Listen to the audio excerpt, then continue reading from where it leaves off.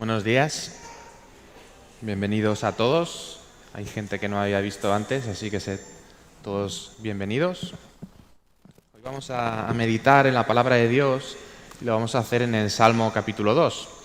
Así que aquellos que tengáis Biblia, podéis abrir vuestras Biblias en el Salmo capítulo 2, que lo leeremos en breve.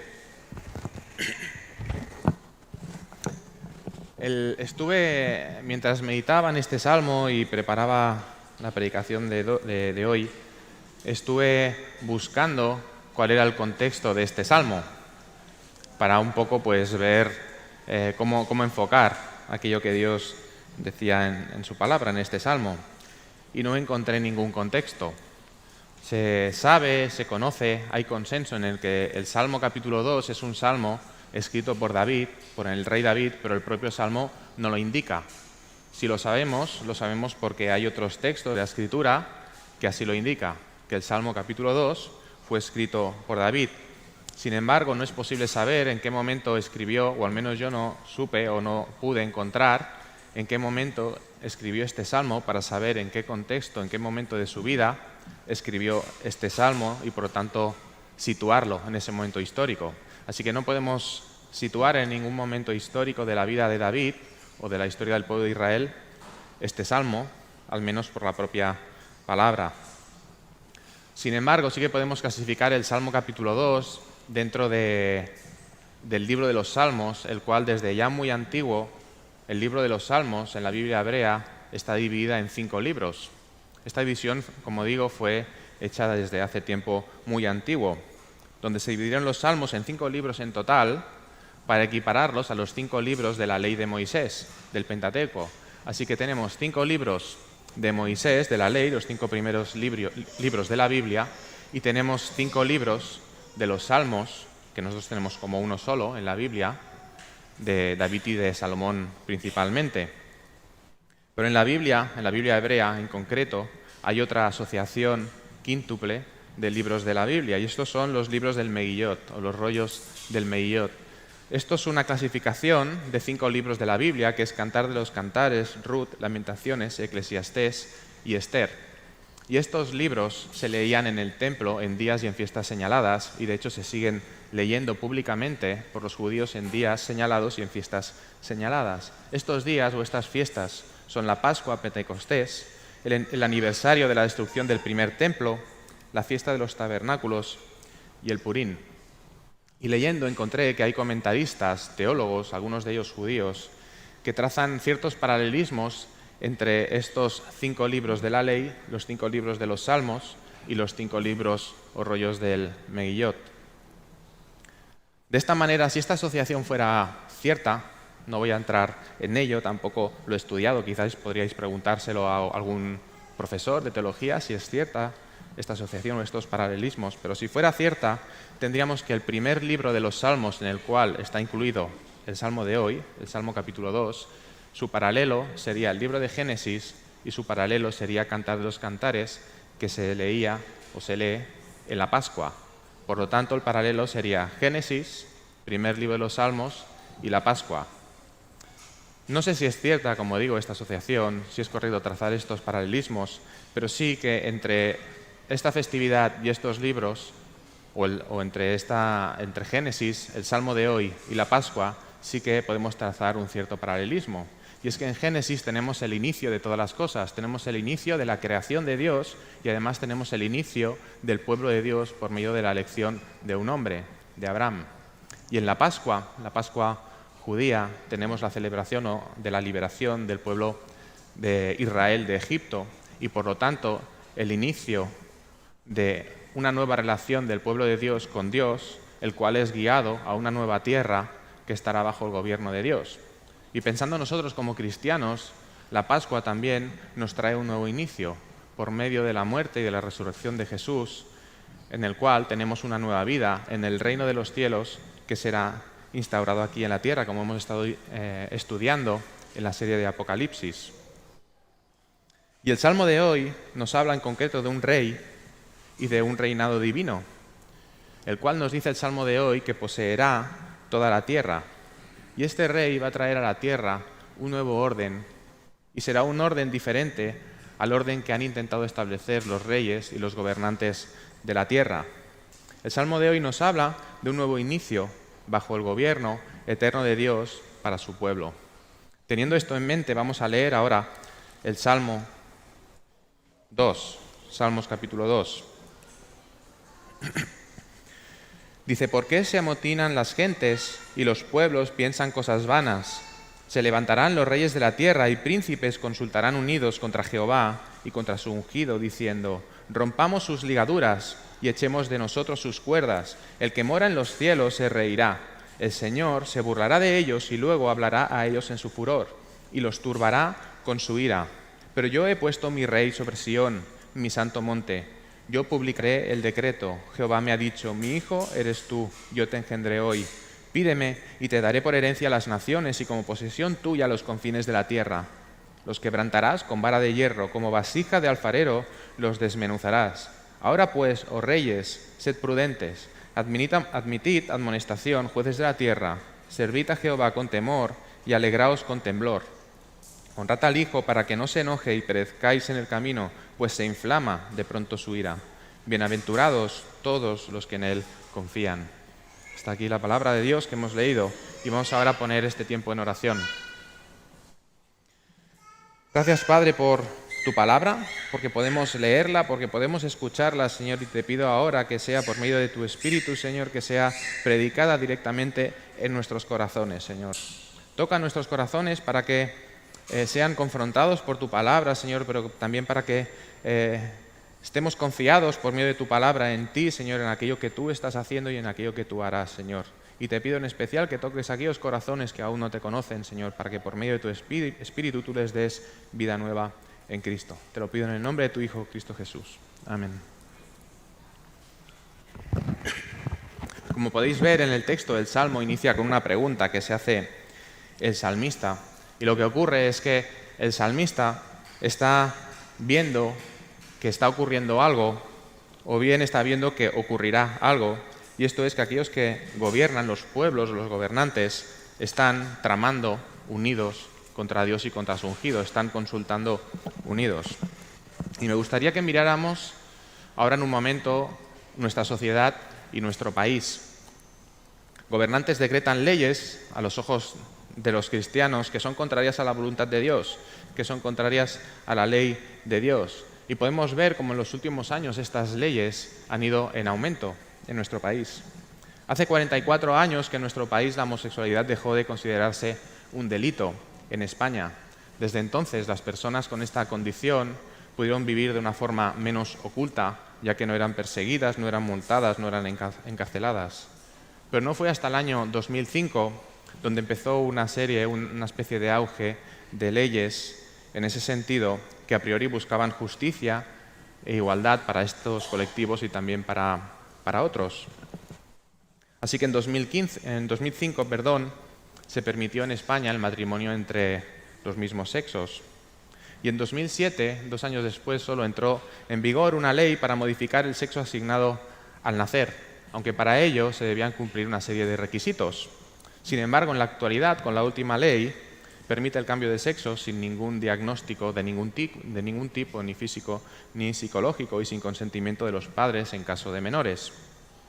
También hay otras leyes sorprendentes que leo, sorprendentes a mis ojos, evidentemente, o a los ojos de un cristiano, que favorece, digo literalmente lo que dice la ley, favorece acciones positivas para el acceso al empleo a personas LGTBI.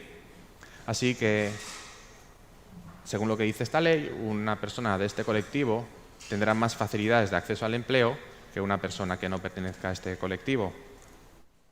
Cambiando también de aspecto, en el 2010 en España se declaró legal el aborto hasta las 14 semanas, sin necesidad de presentar ningún argumento, simplemente por pura voluntad o deseo de querer finalizar con la vida del bebé, incluso para menores sin autorización paterna.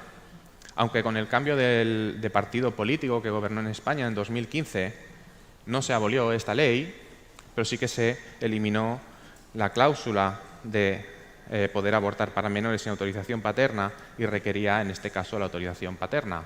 Pero en la actualidad se quiere volver a retirar esta cláusula de nuevo para que puedan abortar incluso menores sin ningún tipo de autorización de sus padres. Y no solo eso, sino que además con la nueva ley se pretende, si no ha sido aprobada ya, que esta práctica se pueda realizar en los centros de salud públicos, es decir, en el CAP. Tú podrás ir al CAP a hacerte un test de COVID, podrás ir al CAP a que te receten un paracetamol porque tienes dolor de cabeza, o podrás ir al CAP a finalizar la vida del bebé que llevas dentro. Hay que tener en cuenta que a las 14 semanas los intestinos del bebé ya empiezan a funcionar pasando líquido por ellos. La lengua ya empieza a tener algunas papilas gustativas, los brazos ya tienen la proporción que tendrán cuando nazca, la cara del bebé literalmente se humaniza, se definen los rasgos faciales, las cejas, los ojos y las orejas están ya en el lugar donde estarán cuando nazca. El bebé ya puede flexionar los brazos, puede flexionar las piernas, puede incluso mover los párpados y el bebé tiene los labios de la boca completamente formados. Incluso el bebé a las 14 semanas se introduce el pulgar en la boca, aunque se cree que se lo hace de forma no voluntaria. También en España, el año pasado, se unió a Holanda, Bélgica, Luxemburgo y Canadá como uno de los primeros países del mundo en regular la eutanasia, es decir, la muerte asistida, en casos de enfermedades graves o enfermedades crónicas que imposibiliten al paciente de alguna manera y que cause un sufrimiento de algún tipo, físico o psicológico, que no pueda soportar. Como decía, a los ojos de un cristiano estas leyes nos pueden dejar perplejos, porque entendemos que la vida tiene un propósito y que Dios tiene un propósito. ¿No se oía bien? ¿Ahora? Pues como decía, nos puede dejar atónitos estas leyes porque entendemos que Dios tiene un propósito para la vida y Dios tiene un propósito para el hombre y para la mujer. Por lo que cuando vemos estas leyes o estos movimientos en las noticias, seguramente a muchos de nosotros pueden generar intranquilidad, pueden generar malestar, miedo o temor, incluso al ver cómo la sociedad avanza en un sentido completamente opuesto a la voluntad de Dios que leemos en las Escrituras, donde se crean políticas que fomentan este rumbo. Vemos además cómo estas leyes, o mejor dicho, estos pensamientos o doctrinas que hay detrás de estas leyes pasan a formar parte de la enseñanza obligatoria de nuestros niños y de nuestros adolescentes en las escuelas e institutos, por lo que unos padres cristianos se pueden sentir atemorizados frente a una situación como esta y pueden tener la sensación de estar perdiendo el control de la protección de sus hijos, que quedan expuestos a todas estas doctrinas que son contrarias a Dios, y no solo en la enseñanza, sino también en el cine, en la televisión. Absolutamente todas estas enseñanzas nos rodean y penetran también en nosotros, sobre todo en aquellos más vulnerables, los niños y adolescentes. Si en lugar de hablar de España hablamos del resto de países occidentales y democráticos del mundo, vemos como uno detrás de otro se mueven en líneas generales y van aprobando uno detrás de otro, año tras año, las mismas leyes que ya hemos aprobado en nuestro país. Son leyes contrarias a la palabra de Dios y lo que están haciendo estos países es cumplir lo que Isaías advertía. Ay de los que a lo malo dicen bueno y a lo bueno malo, que hacen de la luz tinieblas y de las tinieblas luz, que ponen lo amargo por dulce y lo dulce por amargo.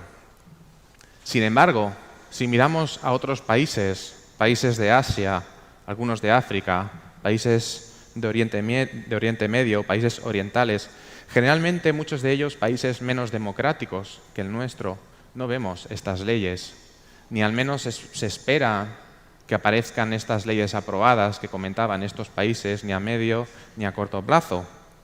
Sin embargo, lo que vemos en estos países respecto a los cristianos es una falta de libertad de culto que en el mejor de los casos es pagado con penas de prisión y en otros directamente hay persecución violenta o incluso la muerte.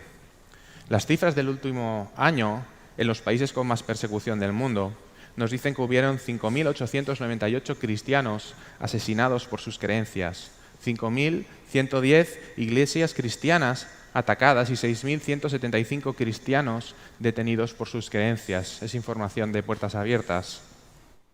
A toda esta situación que vemos en nuestro país y en todo el panorama mundial tendríamos que sumar incertidumbre económica, guerras, hambre, desastres naturales de todo tipo. Así que, ¿cómo no? Los cristianos sentirnos abrumados y preocupados por todo lo que nos rodea y sobre todo aquellos que somos padres y tenemos hijos pequeños y sabemos que deberán afrontar en el futuro este mundo en una situación que parece que no tiene freno, donde el cristiano no tiene cabida y cada vez tiene menos cabida en él, donde Dios es olvidado. Podéis preguntar a vuestros hijos pequeños, al menos mi hijo así nos lo comentó, donde tiene compañeros o compañeras de clase que no es que no sepan quién es Jesús, sino que no conocen absolutamente nada del concepto de Dios o de lo divino. Creen en los Reyes Magos, creen en Papá Noel, pero de Dios no saben nada y por supuesto no creen en Dios. Así son enseñados los niños hoy en día. Manuel en su última predicación nos comentó una anécdota con unos amigos los cuales habían decidido no tener hijos precisamente porque no querían traer a este mundo en el que vivíamos pues un bebé y que tuviera que vivir y desde su punto de vista sufrir en él. Así que Manuel nos comentó en su predicación que cómo será el tiempo que estamos viviendo si incluso los incrédulos dan crédito de que el tiempo es malo. ¿Cómo será ese tiempo?, nos decía Manuel, si incluso los que no creen se dan cuenta de que el tiempo es malo. Esta precisamente es la situación que refleja el salmista en los primeros versículos del Salmo 2. Una situación de injusticia en un mundo injusto, donde parece que todo es contrario a Dios. Se levantarán los reyes de la tierra y príncipes consultarán unidos contra Jehová y contra su ungido, nos dice el Salmo. Desde una visión cristiana vemos claramente cómo en la actualidad los gobernantes de la tierra y los príncipes, es decir, aquellos que mandan, se unen contra Dios y contra su ungido, fabricando literalmente una sociedad contraria a Dios. Versículo 1. ¿Por qué se amotinan las gentes y los pueblos piensan cosas vanas? Porque son enseñados y adoctrinados de esta manera por estos gobernantes que consultan unidos contra Jehová y contra su ungido, como nos dice el Salmo. Incluso Gaby en su última predicación la semana pasada nos comentaba que incluso desde dentro de la iglesia pueden surgir estos peligros y pueden ser predicados falsos evangelios por falsos maestros. Así que, como decía, ¿cómo no esta situación nos puede generar temor e incertidumbre? ¿Cómo no podernos ver abrumados por todo lo que nos rodea? Pero la idea no es pretender generar alerta ni alarma, sino todo lo contrario. Este no es el propósito. El propósito de ver el panorama o hacer un resumen del panorama de nuestro país o de nuestra sociedad o del mundo es darnos cuenta que el contexto de este salmo, el cual decía que no encontré o no se puede situar dentro de la vida de David o del pueblo de Israel, el contexto es hoy. Hoy es el contexto de este salmo. Y con esto en mente vamos a seguir meditando en este salmo. El propósito de meditar en este salmo, como decía, no es generar alerta o preocupación, sino todo lo contrario. El propósito es estar tranquilos, estar confiados y tener ánimo frente a la situación que nos rodea. La idea de que este salmo debe servir a nosotros, a los creyentes, para traernos consuelo, para traernos paz, para traer nuevas fuerzas, para seguir predicando la palabra de Dios y para aumentar nuestra fe, no es una idea nueva que yo os traiga hoy, sino que los primeros cristianos, es decir, los cristianos de Jerusalén, ya recurrieron a este salmo para estar confiados frente a la adversidad. Así, de esta manera, entendieron el Salmo capítulo 2. Acompañadme ahora a Hechos capítulo 4, donde en Hechos capítulo 4 Pedro y Juan fueron apresados en la cárcel por los sacerdotes y por el jefe de la guardia del templo. Cuando se encontraban hablando al pueblo acerca de Jesús en el pórtico de Salomón y después de haber curado a un cojo. Ellos fueron apresados, fueron llevados delante de los ancianos y del sumo sacerdote y después de interrogarlos, resulta que no sabían cómo castigarlos. Así que no tuvieron más remedio que soltarlos, pero sin antes amenazarlos de que nunca más volvieran a hablar de Jesús. Entonces, en esta situación, ellos se dirigen a los suyos, a la iglesia, a los primeros cristianos de Jerusalén, y a partir del versículo 23, en Hechos 4:23, leemos lo siguiente. Y puestos en libertad, vinieron a los suyos y contaron todo lo que los principales sacerdotes y los ancianos les habían dicho. Y ellos, habiéndolo oído, alzaron unánimes la voz a Dios y dijeron: Soberano Señor, tú eres el Dios que hiciste el cielo y la tierra, el mar y todo lo que en ellos hay, que por boca de David, tu siervo, dijiste: y en este momento recuerdan estas palabras del Salmo capítulo 2. ¿Por qué se amotinan las gentes y los pueblos piensan cosas vanas? Se reunieron los reyes de la tierra y los príncipes se juntaron en uno contra el Señor y contra su Cristo. Porque verdaderamente se unieron en esta ciudad contra tu santo Hijo Jesús, a quien ungiste, Herodes y Poncio Pilato con los gentiles y el pueblo de Israel, para hacer cuanto tu mano y tu consejo habían antes determinado que sucediera. Y ahora, Señor, mira sus amenazas y concede a tus siervos que con todo denuedo hablen tu palabra. Viendo Pedro y Juan las amenazas que habían recibido, y esas amenazas no se las habían hecho cualquiera de la calle, sino que esas amenazas las habían recibido de parte de los mismos que habían crucificado a Jesús. Así que, ¿cómo no creer esas amenazas y cómo no tener miedo? ¿Cómo la iglesia de Jerusalén no tendrían miedo al ver que aquellos que habían crucificado a Jesús ahora les amenazaban a ellos y les prohibían predicar la palabra de Dios? Y entonces, en medio de este miedo o este temor que podían tener, levantan una oración a Dios y lo que hacen es recordar las palabras de este salmo. Y es interesante porque estos versículos nos aportan un poco más de luz a este salmo, al capítulo 2. En primer lugar, vemos que el salmo es de David. Así que, como decía al principio, sabemos quién lo escribió, fue David. En segundo lugar, dejan claro quién es el ungido del cual habla el salmo. Y el ungido no es David, sino que es Jesús.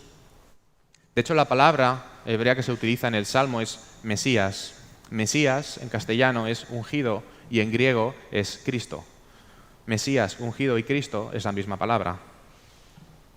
Y en tercer lugar, estos versículos nos hacen ver que el ungido, es decir, Jesús, es el Hijo de Dios. Así que el Hijo del cual habla este salmo y el ungido del cual habla este salmo es Jesús, y así lo entendieron los primeros cristianos. Vemos por medio de la revelación de la palabra que el Salmo 2, escrito por David, no habla de David, sino que habla de Jesús, y así lo entendieron los apóstoles y los primeros cristianos. Lo que ocurre en este texto es que después de orar, de levantar esta oración y de recordar este salmo, el Espíritu Santo de una forma especial es derramada sobre ellos, y lo que ocurre es que empiezan a hacer precisamente lo contrario que les habían dicho. Empiezan a hacer aquello que les habían prohibido, empiezan a predicar, a hablar con denuedo la palabra de Dios a todo el mundo. ¿Qué es entonces lo que ha ocurrido con su miedo, con su preocupación, con su temor? La clave la tenemos en los versículos 27 y 28, que nos ayudan a entender este salmo.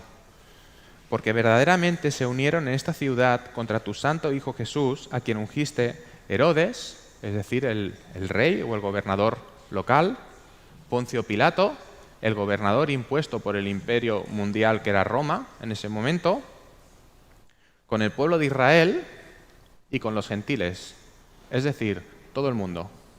Lo que está diciendo es que todo el mundo se juntó a una contra el ungido de Dios, que es lo que nos está diciendo precisamente el Salmo 2. Por eso ellos recordaron este salmo. Pero lo interesante viene ahora, el versículo 28, para hacer cuanto tu mano y tu consejo habían antes determinado que sucediera. No es que Herodes y Poncio Pilato trazaran un plan para acabar con Jesús junto al pueblo y junto a los extranjeros que vivían en la ciudad, sino que Dios había determinado que así sucediera. Ese plan no era el plan de Herodes ni de Poncio Pilato, ese plan era el plan de Dios. Y el Salmo 2, si os fijáis, lo refleja de una manera similar, y por eso los primeros cristianos lo entendieron así. Los reyes y los príncipes de la tierra tienen un deseo y una voluntad cuando consultan unidos contra Dios y contra su ungido. Su voluntad la vemos en el versículo 3. Rompamos sus ligaduras y echemos de nosotros sus cuerdas. La clave de este versículo es que están atados. Esto es lo que nos revela este salmo en el versículo 3. Esos gobernantes están atados y lo que pretenden es desatarse. Este hecho ya tiene que ser para nosotros motivo para no estar tan preocupados y para estar confiados en Dios, porque están atados aquellos que promulgan leyes. No hay nada que puedan hacer que Dios no haya decretado primero. Incluso todo lo que pueden hacer contra el pueblo de Dios es bajo la autoridad de Dios. El hecho de estar atados es precisamente lo que les lleva a promulgar leyes contrarias a Dios. es un intento inútil de quitarse de encima las ataduras que tienen de Dios, que es realmente quien gobierna. Y lo que vemos en los 3 primeros versículos, vemos la situación que hay en la tierra, la situación que ve el salmista, la situación que yo he descrito al principio en la introducción, pero a partir del versículo 4, la cámara cambia y en lugar de ver lo que ocurre en la tierra, vemos lo que ocurre en el cielo. Y la situación es muy difícil, muy diferente, no tiene nada que ver. En la tierra la situación es muy complicada, muy difícil desde nuestro punto de vista, pero en el cielo, en el versículo 4, Dios se ríe, y Dios se ríe en forma de burla de estos intentos vanos que hacen estos gobernantes de la tierra para quitarse sus ataduras. No sé si a alguien le gusta el boxeo, bueno, sí que lo sé, por lo menos a una persona de aquí le gusta el boxeo, no sé si hay más gente que le gusta el boxeo, pero tanto si os gusta o no, seguramente a muchos de vosotros os sonará un nombre que es el mejor boxeador, así está considerado, de todos los tiempos, que es Muhammad Ali. Hay un vídeo en YouTube que lo podéis buscar, donde es una pelea es un combate de exhibición, y pelea contra un boxeador que se llama Michael Douglas, y este tal Michael Douglas mide 1,91 m y pesa 91 kilos, o sea, es grande, muy grande. No es un boxeador amateur, ganó varios campeonatos e incluso luchó por el título del mundo. Y en este vídeo se puede ver como en un momento de la pelea, Ali se dirige hacia una esquina del cuadrilátero y apoya sus brazos sobre las cuerdas, como descansando, mientras espera que venga su rival. Y cuando llega su rival, y su rival está a 1 metro de distancia de él no se protege. Y su rival lanza 23 puñetazos en solo 10 segundos. Esos son muchos golpes y muy rápido. Y Ali, sin protegerse, esquiva los 23 golpes solo moviendo su cabeza. Su contrincante no consigue impactar ni un solo puñetazo sobre su rostro. Eso es una humillación para su contrincante. Eso es una demostración de la capacidad y de que él es el mejor sobre el ring. Pero no contento con eso, cuando su contrincante está exhausto, porque lanzar 23 golpes en 10 segundos cansa mucho, para de golpear y que se queda atónito, cogiendo aire al ver lo que ha pasado, Ali, con sus brazos sobre las cuerdas, empieza a menear sus caderas, mirándolo fijamente a los ojos, burlándose de él. En ese momento, Ali sabía que había ganado el combate. En ese momento, el público que estaba viendo el combate sabía que Ali había ganado el combate. En ese momento, su contrincante, Michael Douglas, sabía que había perdido el combate. Pero el combate aún no había acabado. Pero era cuestión de tiempo. Todo el mundo que vio eso sabía que Ali era el ganador. Solo era cuestión de tiempo. Pues en este salmo no estamos hablando del mejor boxeador de todos los tiempos. Estamos hablando del Dios creador, aquel que ha creado el ring o el lugar de combate, aquel que ha creado al público que observa el combate, aquel que incluso ha creado al contrincante que tiene delante, y encima nos dice este salmo que está atado. Si tú fueras Dios, ¿no te reirías también al ver cómo tu contrincante, al cual has creado tú y está atado, lanza golpes al aire de forma inútil? Esta es la situación en la que se encuentra Dios, y por eso Dios se ríe. Tenemos más referencias en este sentido. Salmo 37, maquina el impío contra el justo y cruje contra él sus dientes. El Señor se reirá de él porque ve que viene su día. Salmo 52, verán los justos y temerán. Se reirán de él diciendo, he aquí el hombre que no puso a Dios por su fortaleza, sino que confió en la multitud de sus riquezas y se mantuvo en su maldad. Salmo 59, mas tú, Jehová, te reirás de ellos, te burlarás de todas las naciones a causa del poder del enemigo. Esperaré en ti, porque Dios es mi defensa. Podríamos encontrar muchos más textos que apuntan a una misma realidad a la que apunta este salmo, y es que Dios no tiene rival. Así que podemos estar tranquilos y podemos estar confiados en Dios, porque aquellos que promulgan leyes y decretos contra Dios están atados, pero también podemos tener descanso y estar tranquilos porque Dios es quien nos sustenta. Quien no tiene rival sobre toda la creación es quien nos sustenta y quien nos guarda. Así que cualquier amenaza es ridícula al lado del Dios Todopoderoso que ha creado todas las cosas, las que vemos y las que no vemos, las que conocemos y las que no conocemos. Todo, absolutamente todo, lo ha creado Él. Pero el hecho de que Dios se ría, no acaba ahí. El Salmo sigue, y Dios no tolerará para siempre la injusticia y la iniquidad. Versículo 5. Luego hablará a ellos en su furor y los turbará con su ira. La palabra original que tenemos en el texto, en el hebreo, que aquí tenemos traducida en Reina Valera por turbará, literalmente significa les aterrará, les provocará terror. ¿Por qué los gobernantes de la tierra que consultan unidos contra Jehová y contra su ungido tendrán terror? Tendrán terror por el decreto que Dios anunciará a partir del versículo 6. Pero yo he puesto mi rey sobre Sión, mi santo monte. Yo publicaré el decreto. Jehová me ha dicho, mi hijo eres tú, yo te engendré hoy. Pídeme y te daré por herencia las naciones y como posesión tuya los confines de la tierra. Estas son las palabras que provocan terror a los reyes y gobernantes de la tierra que leemos en este Salmo 2 que consultan contra Dios y contra su ungido.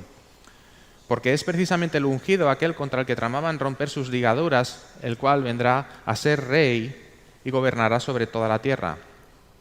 Dani nos recordaba hace unas semanas cómo las palabras que escribió Juan en Apocalipsis son fieles y verdaderas porque vienen de la boca de Dios y se cumplirán. Es decir, conocemos el final de la historia. Dios vence y este salmo nos lo recuerda de nuevo. Tercer motivo para estar tranquilos y confiados. Dios vence. Aquellos que gobiernan están atados, Dios no tiene rival y conocemos el final de la historia. No hay motivos para tener temor.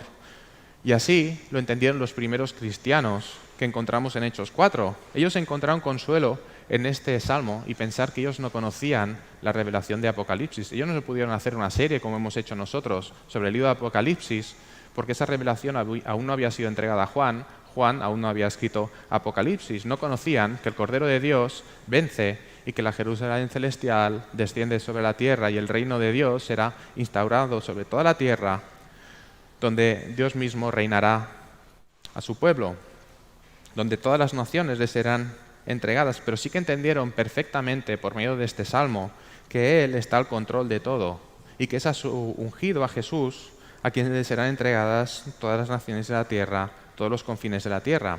Ellos descansaban en que al final serían los vencedores, y más que vencedores, como Pablo expresa en Romanos 8, por medio de aquel que nos amó.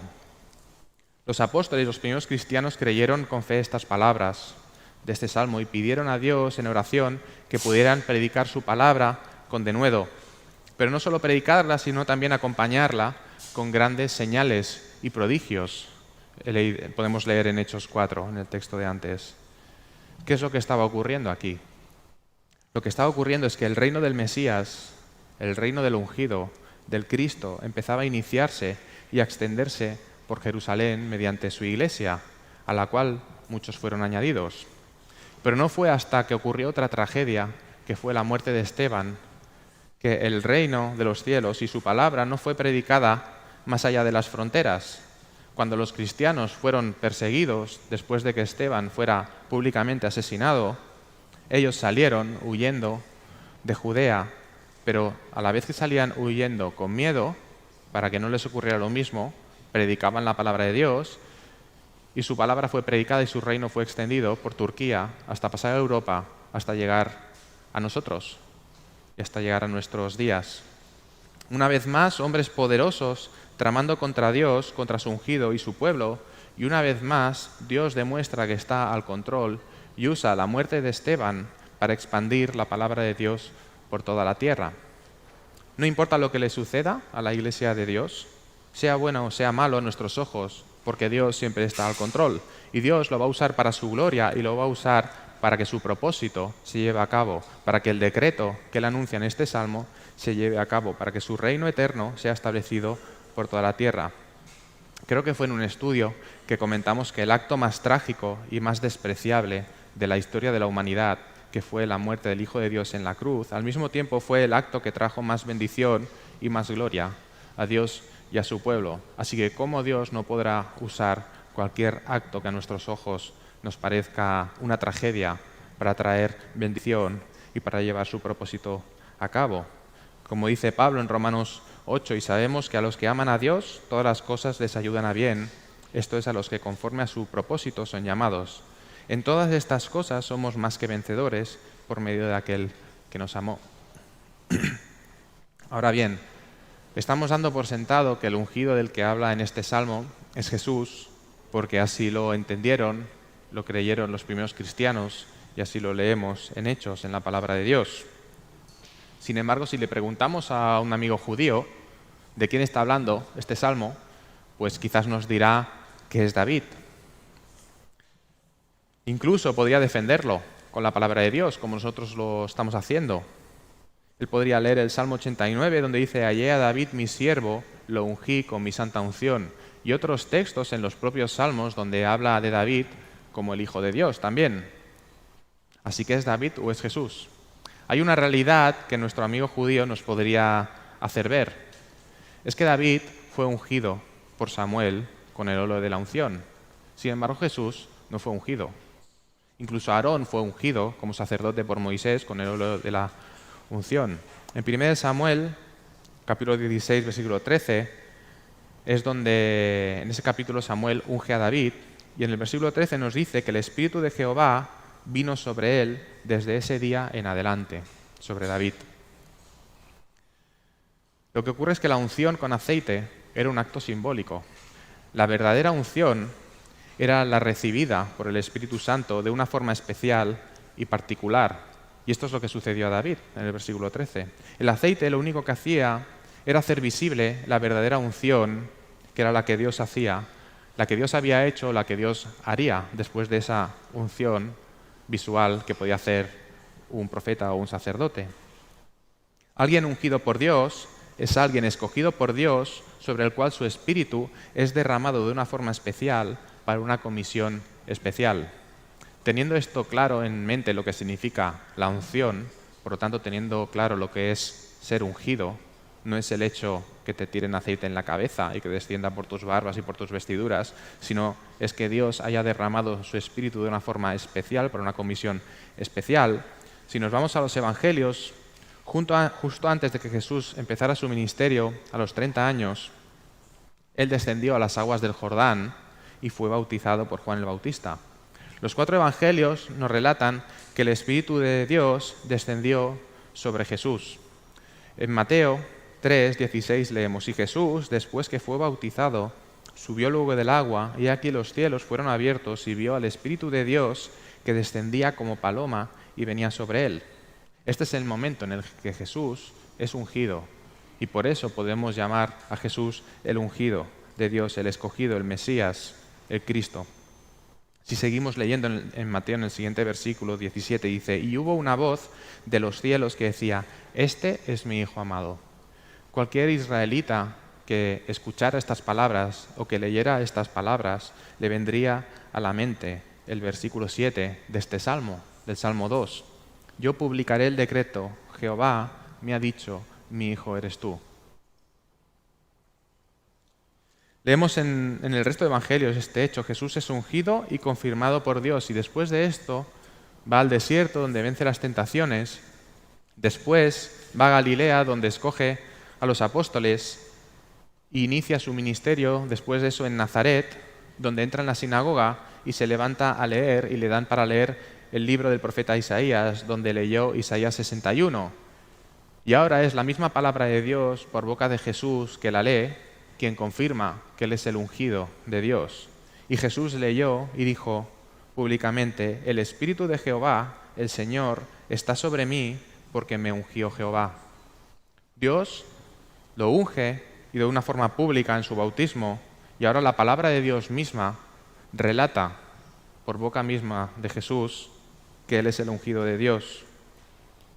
Estas palabras parecen incluso parafrasear el Salmo 2, porque además siguió leyendo en Isaías 61 y dijo que había venido a proclamar el año de la buena voluntad de Jehová, pero también el día de venganza del Dios nuestro, que también podemos ver esa advertencia en este salmo.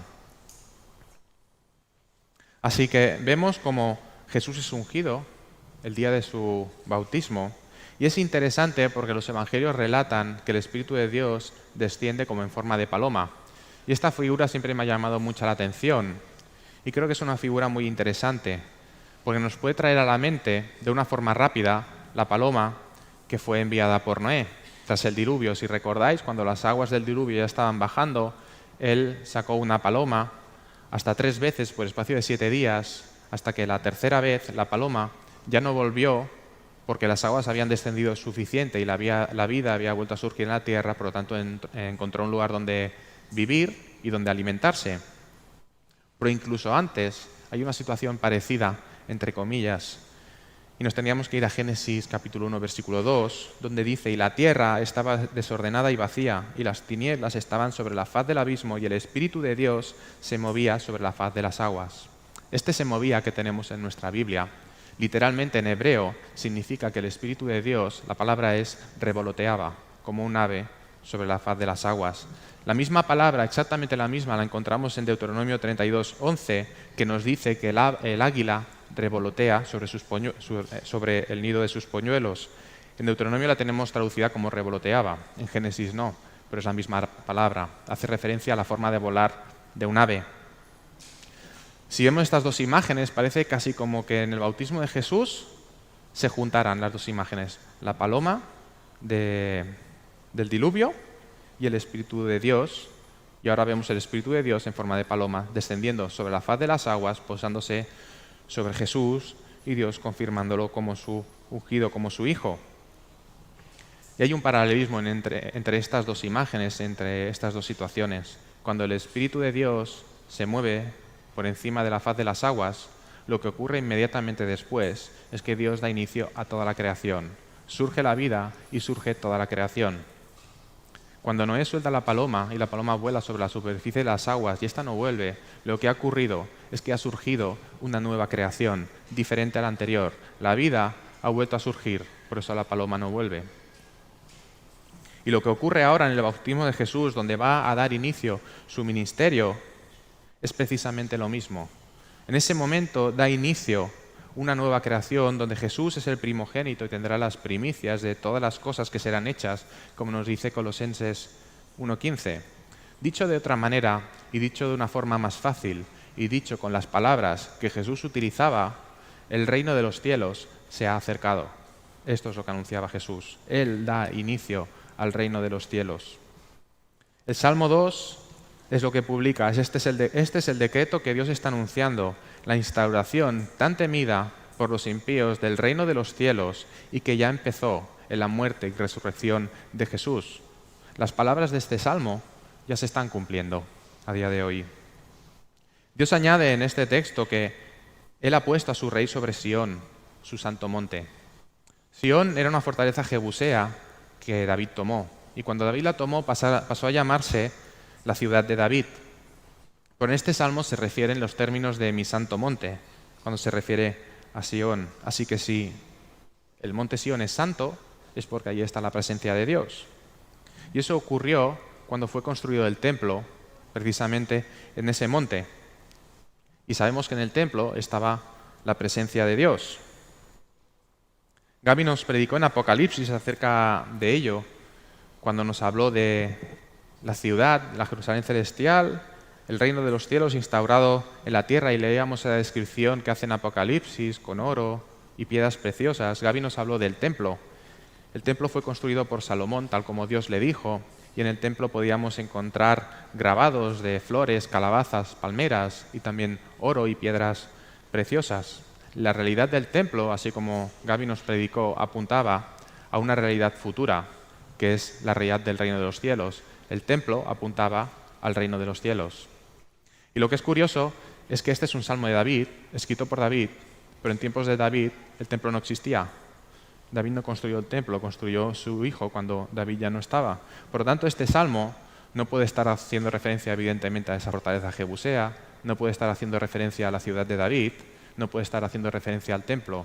Este salmo está haciendo referencia al reino de los cielos sobre toda la tierra.